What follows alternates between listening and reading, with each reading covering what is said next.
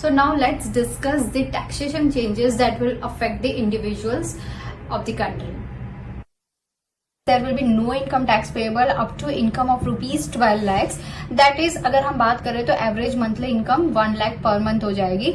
And these income is other than special rate income such as capital gains. पे ये decision लिया गया है under the new regime.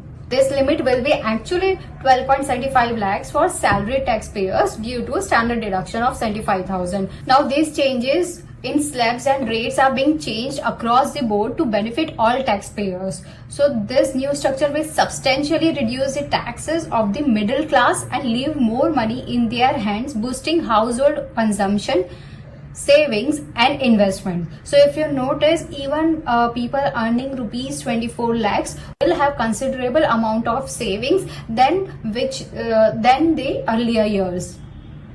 From 1 lakh to 12 lakh, we have come a long way, and certainly this news is a relief for a middle class people. However, I still believe that this is just a starting point of striking a right balance between charging people taxes based on their amount of income rather than sources of income.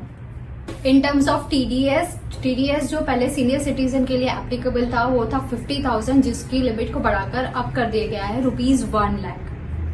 TDS on rent जिसकी limit थी पहले 2.40 lakhs, जिसको बढ़ाकर अब सीधा कर दिया गया है ₹6 lakhs, which also is a very good news. In terms of compliance, to file updated returns की जो लिमिट पहले 2 साल की थी उसको बढ़ाकर कर दिया गया है अभी 4 years.